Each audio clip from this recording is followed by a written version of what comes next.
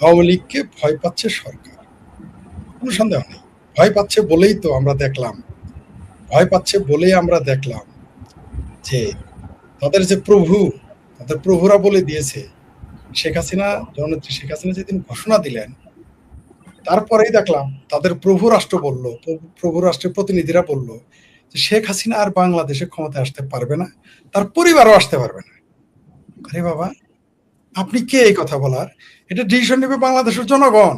আমি বাংলাদেশে প্রবেশ করতে পারবো কিনা, আপনি আতিক রহমান পূর্ণিয়া ইলেকশন করতে পারবেন কিনা, সৈয়দ মামুন মাহবুব সাহেব নির্বাচন করবে কিনা, করতে পারবে কিনা, দেশে আসতে পারবে কিনা, এটা তো ডিসিশন নেবে বাংলাদেশের জনগণ। তো কারো কিছু বলার নাই।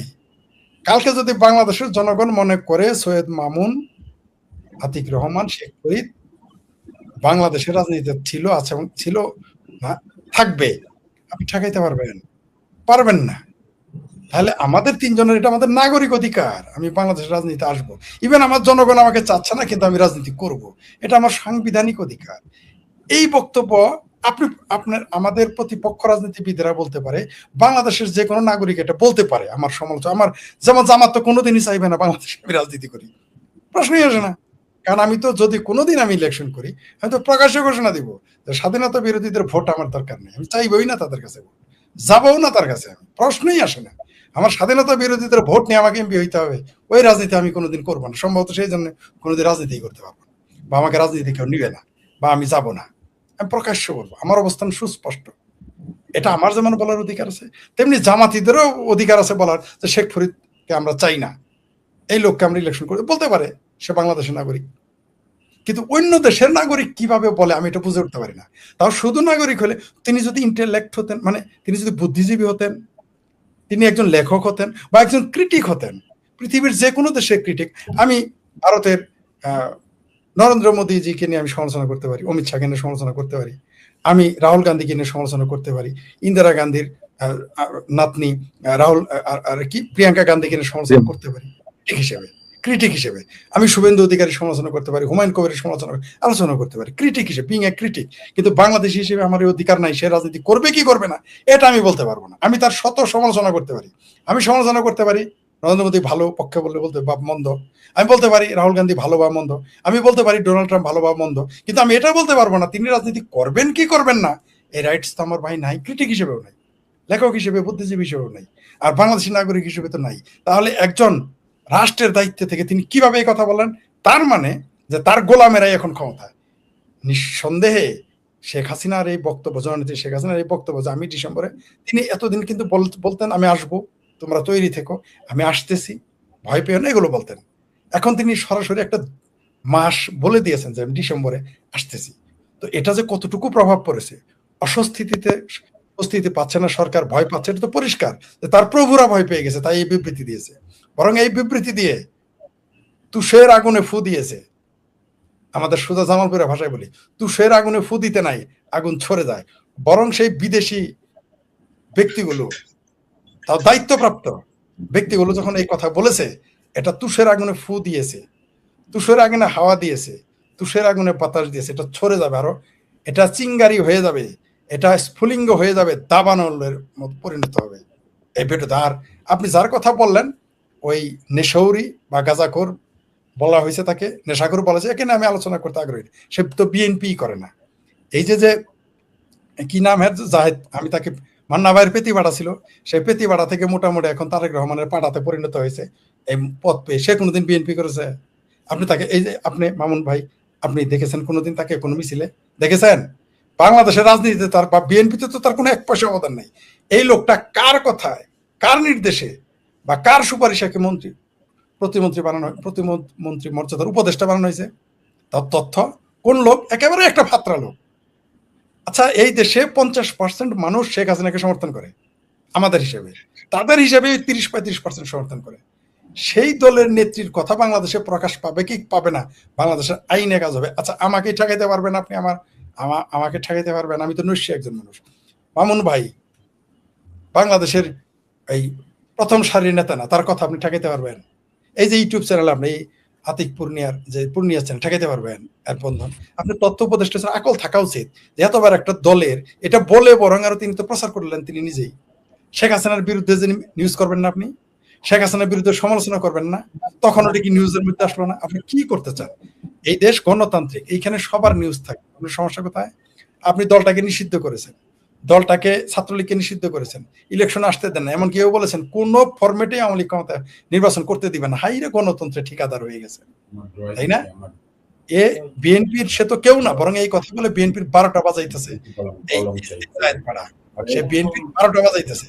এই দায়ভার বিএনপিকে নিতে হবে। সে তো পালায় চলে যাবে যদি তার কপাল ভালো থাকে।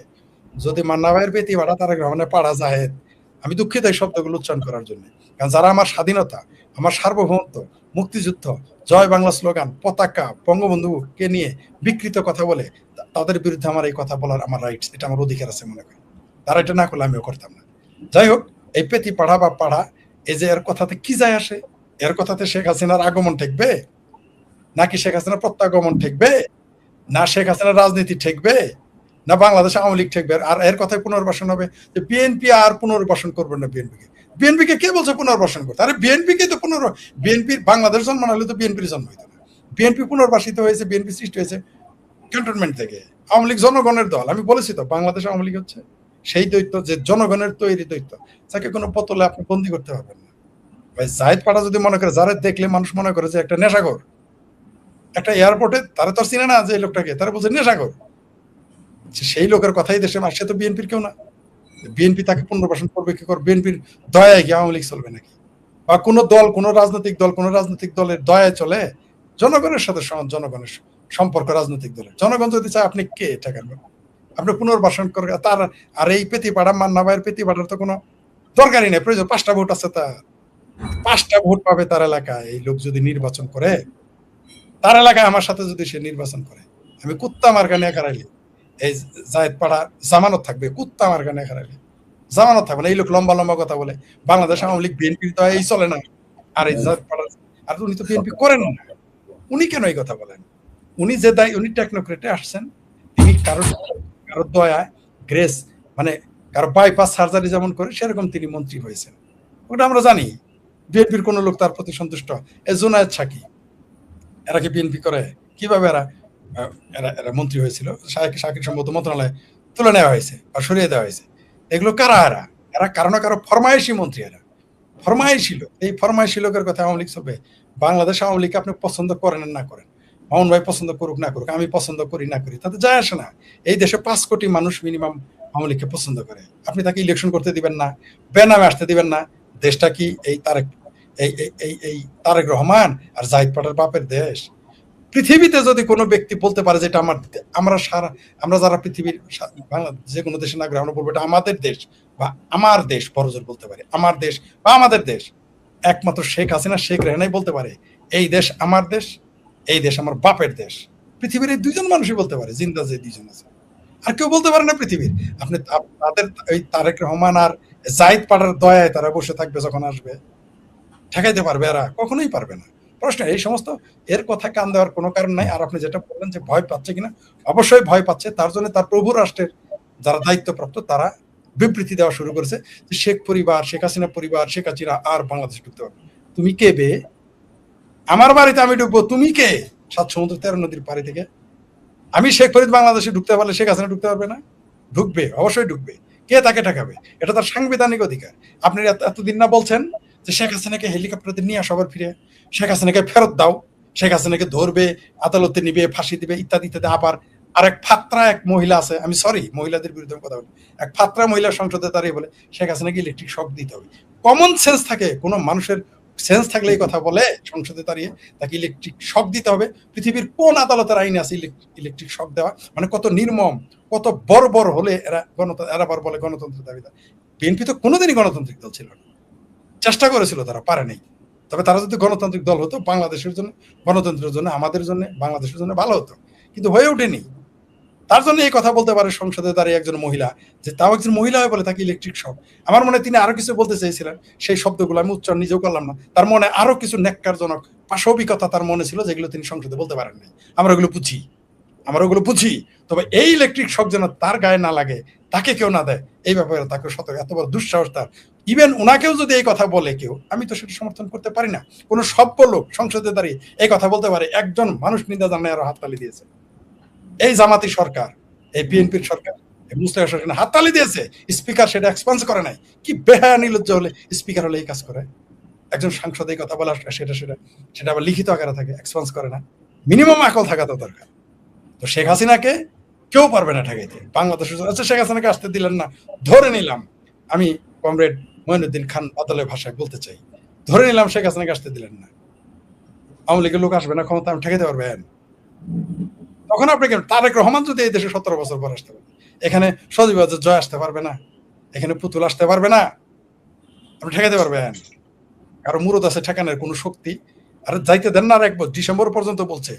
ধরে নিলাম এই ডিসেম্বর আসে নাই, 27শে ডিসেম্বর আসবে, আপনি ঠেকাইতে পারবেন?